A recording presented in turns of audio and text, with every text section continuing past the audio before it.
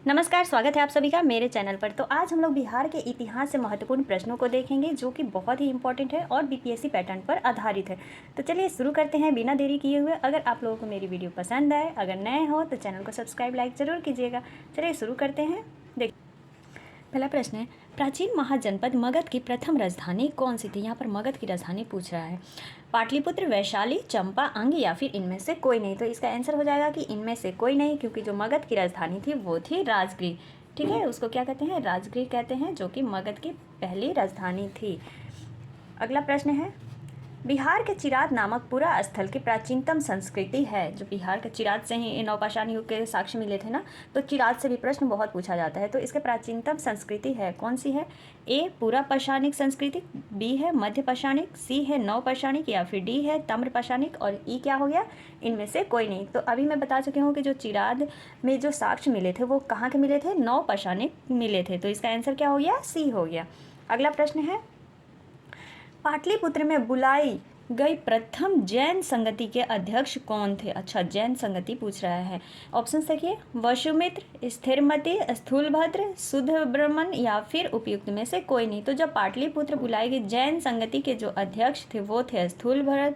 तो इसका आंसर हो गया सी। अगला प्रश्न है, किस शासक ने अपनी राजधानी पाटलिपुत्र में स्थानांतरित की थी। देखिए, शासक पूछ रहा है कि कौन सा वो शासक था जो पाटलिपुत्र में अपना राजधानी बनाया था यानी स्थानांतरित किया था। बिंबिसार, अजातशत्रु, उदयन, चंद्रगुप्त मौर्य या फिर इनमें से कोई नहीं था। इसका आंसर जो हो जाएगा वो सी होगा कि उदयन जो था वो अपनी राजधानी को स्थानांतरित किया था। कहाँ पर, पाटलिपुत्रा में। अगला प्रश्न, भगवान बुद्ध के महापरिनिर्वाण के बाद पहली बौद्ध संगति कहाँ हुई थी। बौद्ध संगति पहली कहाँ हुई थी, राजगृह में, गया में, पाटलिपुत्र में या फिर वैशाली में या इनमें से कोई नहीं। तो जो गौतम बुद्ध, देखिए बौद्ध संगति पूछ रहा है, वहाँ पर पूछ रहा था जैन संगति। तो जैन की कहाँ सबसे पहले हुई थी, पटना में हुई थी और उसके अध्यक्ष कौन कर रहे थे, स्थूलभद्र कर रहे थे। लेकिन यहाँ पर पूछ रहा है कि गौतम बुद्ध के जो निवारण यानी उनकी मृत्यु के बाद पहली बौद्ध संगति कहाँ हुई थी। तो वो हुई थी राजगृह में। ठीक है, राजगृह यानी उसको राजगीर भी कहा जाता है, राजगृह भी कहा जाता है। इसका आंसर क्या हो गया, ए हो गया। अगला प्रश्न, नालंदा विहार का विध्वंस किसने किया था। नालंदा जो बिहार जो यानी नालंदा विश्वविद्यालय था उसका विध्वंस किसने किया था। बख्तियार खिलजी, कुतुबुद्दीन ऐबक, मोहम्मद बिन तुगलक, अलाउद्दीन खिलजी या फिर इनमें से कोई नहीं या इनमें से एक। तो सबसे बेस्ट जो होगा वो होगा बख्तियार खिलजी, तो था नालंदा विहार का विध्वंस कर दिया था। अगला प्रश्न है, इसका आंसर हो जाएगा ए। विश्व का पहला गणतंत्र वैशाली में किसके द्वारा स्थापित किया गया था। विश्व का पहला जो गणतंत्र राज्य था वैशाली, वो किसके द्वारा स्थापित किया गया था। ऑप्शन देखिए, मौर्य साम्राज्य, नंद, गुप्त वंश या फिर लिच्छवी। तो वो लिच्छवी के द्वारा स्थापित किया गया था। कौन सा, गणतंत्र वैशाली।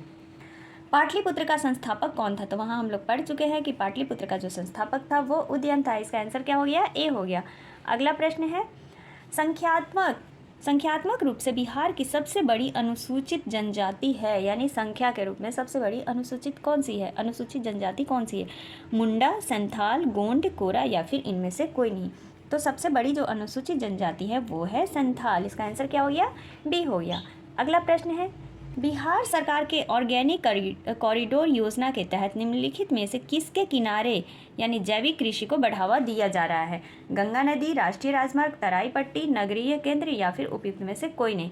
तो जो ऑर्गेनिक कॉरिडोर योजना के तहत जो किसके किनारे पूछ रहा है कि पास में जैविक कृषि को बढ़ावा दिया जा रहा है, तो वो दिया जा रहा है गंगा नदी के किनारे जो है जैविक कृषि को सबसे अधिक बढ़ावा दिया जा रहा है। अगला प्रश्न है, देश में जनसंख्या के संदर्भ में बिहार राज्य का स्थान क्या है। 2011 के अनुसार पूछ रहा है कि जो बिहार राज्य का है वो स्थान क्या है। तो ये हम सभी जानते हैं कि बिहार का जो स्थान है वो तृतीय है। पहला कौन है, यूपी हो गया, दूसरा में कौन है, महाराष्ट्र है।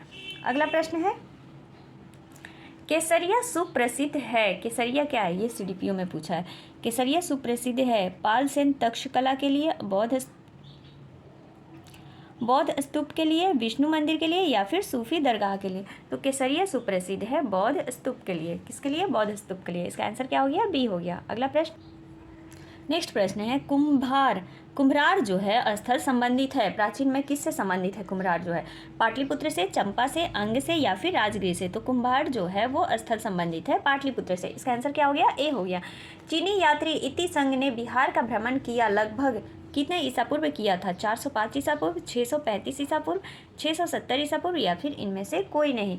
तो जो इति सिंह, जो चीनी यात्री इति सिंह है वो कब किया था, वो किया था 670 ईसा पूर्व में भ्रमण किसका, बिहार का।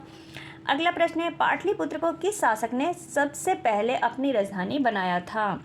चंद्रगुप्त मौर्य, अशोक महान, चंद्रगुप्त विक्रमादित्य या फिर कनिष्क? तो बिहार को सबसे पहले जो राजधानी अपना बनाया था वो था चंद्रगुप्त मौर्य। अगला प्रश्न है, प्रथम मगध साम्राज्य का उत्कर्ष किस शताब्दी में हुआ था? जो प्रथम मगध साम्राज्य का उत्कर्ष था वो किस शताब्दी में हुआ?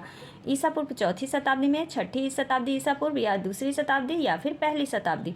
तो जो मगध साम्राज्य का उत्कर्ष हुआ था वो हुआ था ईसा पूर्व छठी शताब्दी में। छठी शताब्दी में ही बहुत सारे धार्मिक जो संप्रदाय थे उनका भी उदय हुआ था, जिनमें से सबसे प्रसिद्ध थे जैन और बौद्ध धर्म। आगे बढ़ते हैं। नेक्स्ट प्रश्न है, निम्न में से कौन सा अशोक के साम्राज्य में सम्मिलित नहीं था? यहाँ पर अशोक के साम्राज्य में पूछ रहा है कि कौन सा जो राज्य है वो सम्मिलित नहीं था या प्रांत जो सम्मिलित नहीं था? अफगानिस्तान, बिहार, श्रीलंका, कलिंग। तो अशोक के साम्राज्य में जो सम्मिलित नहीं था वो श्रीलंका था, अफगानिस्तान, बिहार ये सारे क्या थे? सम्मिलित थे। तो इसका आंसर क्या हो गया? सी हो गया। अगला प्रश्न है, नालंदा विश्वविद्यालय के स्थापना का युग है? नालंदा विश्वविद्यालय किस युग में स्थापित हुआ था? मौर्य युग में, कुषाण युग में, गुप्त युग में या फिर पाल युग में? तो जो विश्वविद्यालय के स्थापना का युग है वो है गुप्त युग। जब गुप्त शासनकाल या गुप्त वंश का जब उदय हो रहा था तब नालंदा विश्वविद्यालय की स्थापना की गई थी। अगला प्रश्न है, नालंदा विश्वविद्यालय के विनाश का कारण क्या था? तो नालंदा विश्वविद्यालय के विनाश का कारण क्या था?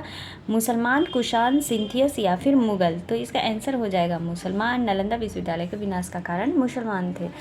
विक्रमशिला शिक्षा केंद्र के संस्थापक का नाम क्या है? विक्रमशिला शिक्षा केंद्र का पूछ रहा है कि संस्थापक का क्या नाम है?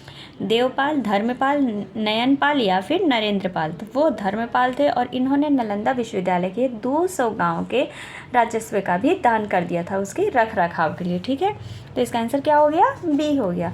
अगला प्रश्न है, निम्नलिखित में से किस राजा ने पाटलिपुत्र को बसाया था? तो किस राजा ने बसाया था? ये बहुत बार क्वेश्चन रिपीट हो चुका। ये थे उदयन। उदयन जो थे वो पाटलिपुत्र को बसाए थे। अगला प्रश्न, निम्नलिखित में से किस नगर में बौद्ध सभा आयोजित की गई थी? नालंदा, गया, बोध गया या फिर राजगीर? तो बौद्ध जो प्रथम बौद्ध सभा समिति हुई थी वो हुई थी राजगीर में। इसका आंसर क्या हो गया? सी हो गया। अगला प्रश्न है, फ्रेंड्स ये बुक बहुत अच्छी है, हम लोग इसके एक एक पार्ट को पढ़ते जाएंगे। अगला प्रश्न है, निम्नलिखित में से मगध का कौन सा राजा सिकंदर महान के समकालीन था? देखिए, निम्नलिखित में से मगध का कौन सा राजा जो था वो सिकंदर महान के समकालीन था, मतलब उसके समय में था। महापद, मानंद, घनानंद, शुक्ल या फिर चंद्रगुप्त मौर्य? तो वो था घनानंद जो था वो सिकंदर महान के समकालीन था।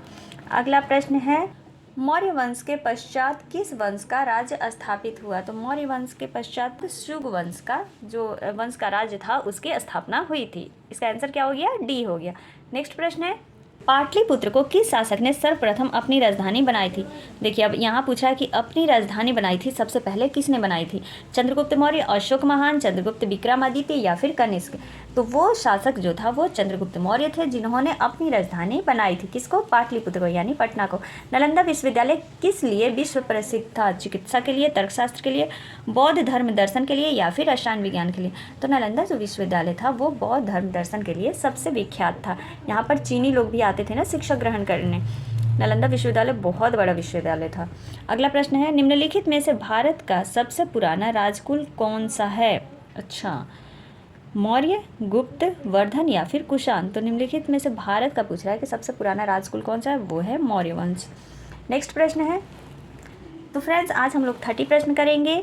पटना का प्राचीनतम नाम क्या था? ये तो सभी जानते हैं कि पटना का प्राचीनतम नाम पाटलिपुत्र था। तो बस आज के लिए इतना ही रखते हैं। वीडियो लंबी हो जाती है तो कोई देखता नहीं है।